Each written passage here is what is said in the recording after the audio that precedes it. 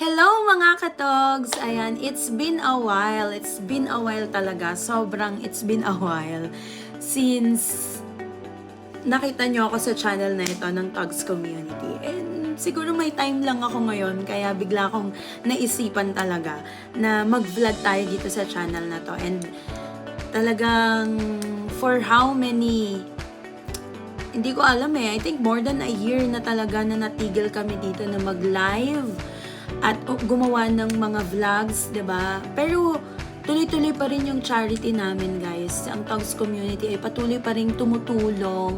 Hindi naman kailangan laging napapabatid sa inyo. Pero silently talaga nagpatuloy pa rin siya Kami lang yung hindi nyo talaga nakita sa channel na to, pero yung pagtulong nandun pa rin talaga in all aspects. So, nakita nyo naman si Kuya Ellie, nagkaroon siya ng vlog about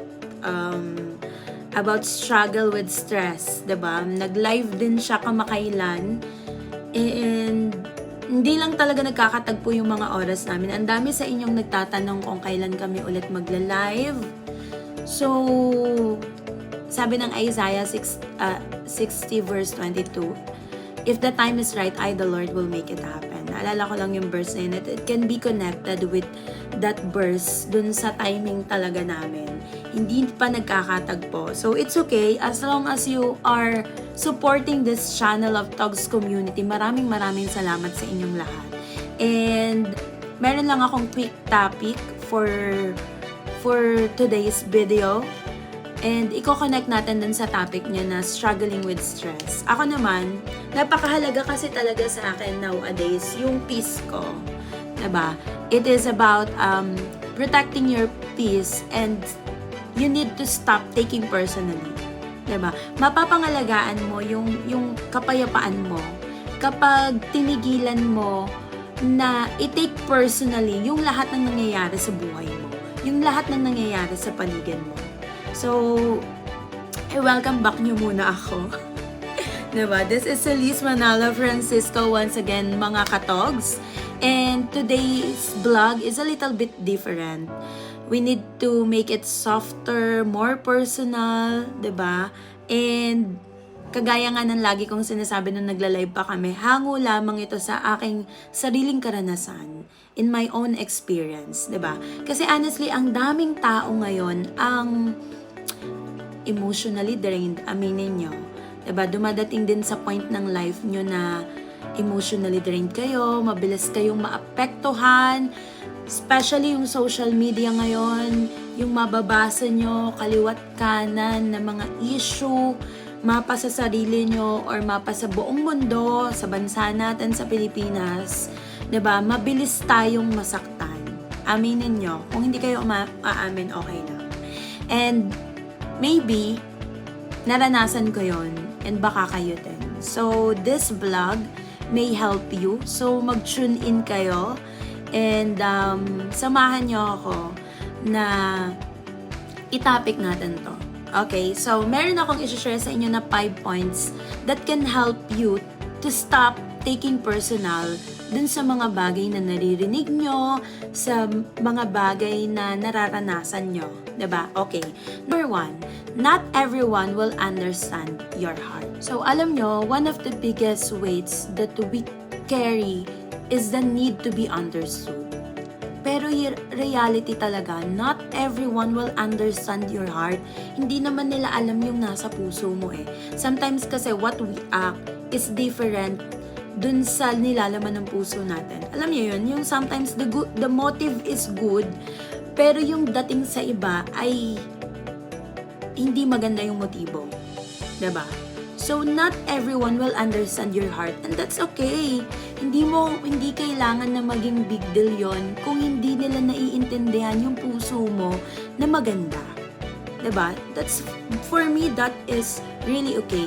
You can be the kindest person, the most patient person, pero may mga tao pa rin na hindi makikita yung good intention mo. Sometimes, they will see 1% of your story. Pero yung opinion nila, yung 100% mo na. Tapos yung lumang ikaw, mag-overthink ka, 'Diba? Sobrang mag-overthink ka. Pero, kapag natututunan mo na okay lang kung hindi nila ako naiintindihan. Matututunan mong mag-let go sa mga bagay na yon. Hindi nakadefine ang worth mo kung ano yung naiintindihan nila tungkol sa'yo. And that is really okay. Kasi sa akin lang, ang pinaka-importante, kilala mo kung sino ka, alam mo kung sino ka, alam ng Lord kung sino ka, and that is enough. People can change their mood and it's not your fault. Diba? May mga tao talagang bigla na lang parang ang okay nila sa'yo this morning, then the other day, they are different. Diba? Parang best friends kayo today and then the next day hindi na kayo best friends. May mga araw talaga na hindi sila okay eh. Tanggapin na natin kasi tayo din naman mismo, hindi tayo okay araw-araw. Minsan tahimik, irritable, minsan parang cold. Automatic tayo, ano bang nagawa ko? Very OA ka na. Ano kaya nagawa ko? May mali ba ako? Pero most of the time, wala ka namang ginawa.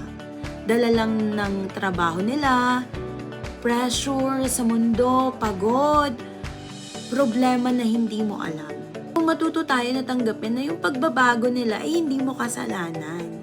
'Di ba? Dumadating kasi din talaga sa punto ng buhay natin na wala eh. Mararanasan talaga natin yung mga bagay kahit ayaw mong maranasan. 'Di ba? So, nabubuhay kasi tayo sa mundo na kung saan pagod yung mga puso natin. May mga kapaguran sa puso natin. Kaya ang masasuggest ko talaga at ma-advise ko, don't absorb everything. Di mo kailangan i-absorb lahat ng naririnig mo. Alam nyo, maikwento ko lang. Madalas talaga, nagiging hingahan ng mga tao. Yung parang magkakwento sila sa akin about their lives, problema nila sa buhay, they're asking for advice, and makikinig lang talaga ako. At kapag kailangan ko mag-advise, mag-a-advise ako. Pero at the end of the day, hindi ko siya i-absorb. I-release ko siya. It's not my problem anymore. Diba? Hindi ako kagaya na noon na parang yung kinikerry nila ay kinikerry ko na din.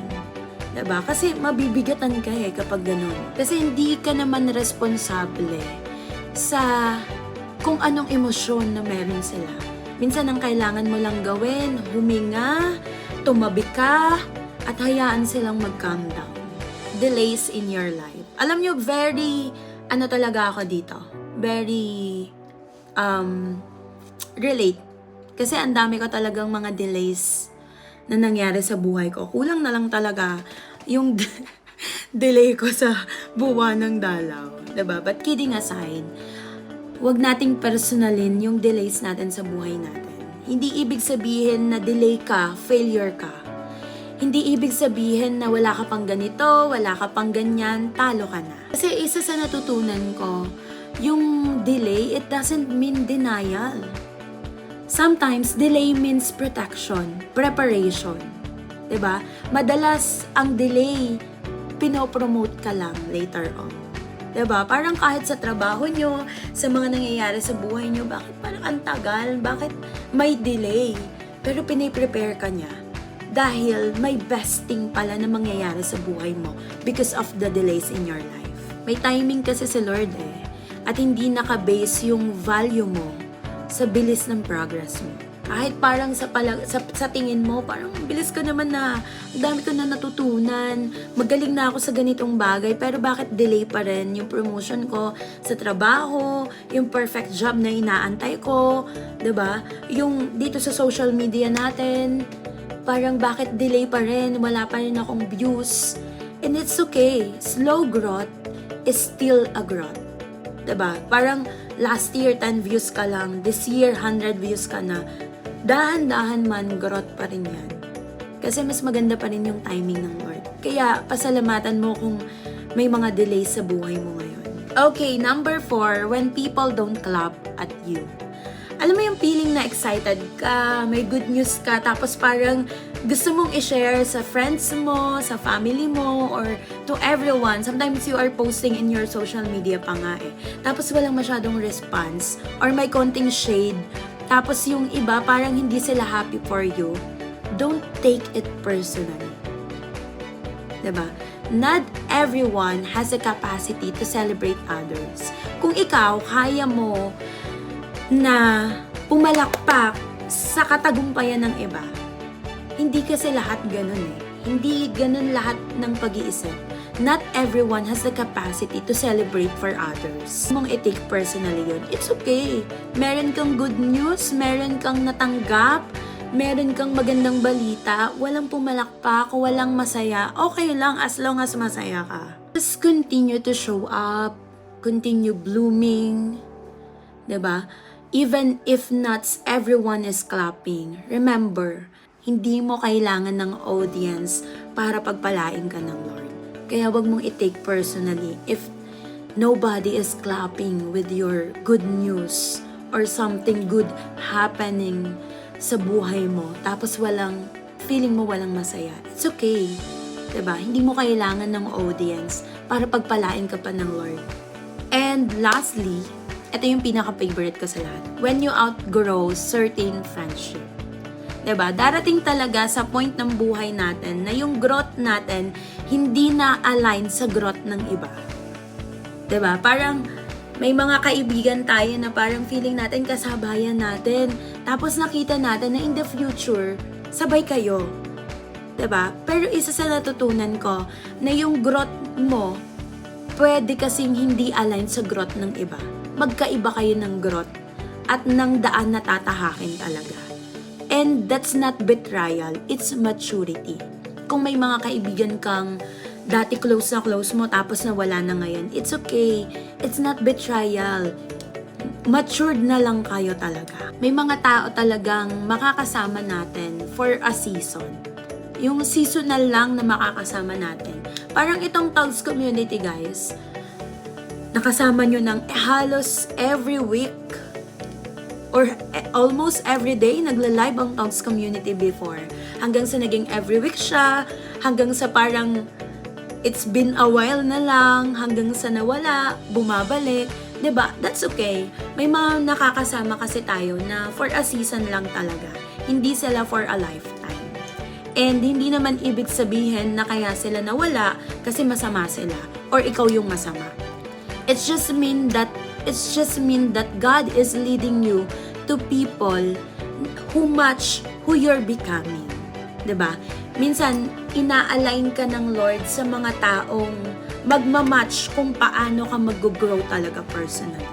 And that is okay. You're allowed to evolve, you're allowed to protect your peace, you're allowed to choose relationship that feels like home. So guys, protect your peace. Hindi nyo kailangan na dalhin lahat. Hindi nyo kailangan na i-absorb lahat ng energy. And you definitely don't need to take everything personally. Give yourself permission to breathe, to grow quietly, and to stay soft, even in this hard world. Kung sa tingin nyo guys, yung message na to ay para sa inyo, I am praying for your heart. May God protect your peace, strengthen your spirit, and remind that you're loved and guided by our Lord Jesus Christ. So, yun, maraming salamat sa pakikinig guys, and hopefully ay meron kayong napulot kahit papano. So, kailangan lang talaga natin gawin is dahan-dahanin natin yung pag-grow natin.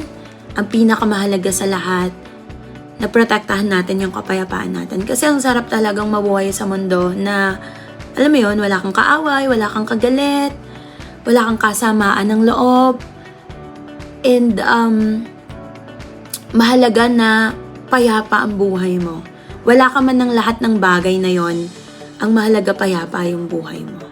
So, yeah, God bless you all, and dito ko napuputulin to dahil kagaya nga, kung na-miss nyo tong outro kong to, kagaya ng palaging sinasabi ng yumao kong ama, sa lahat daw ng bagay ay kailangan binibitin para patuloy na hanap-hanapin. Kaya dito sa Tugs community, pansamantala ko muna kayong binibitin para patuloy nyo kaming hanap-hanapin. God bless you all, and I love you with the love of the Lord. Bye!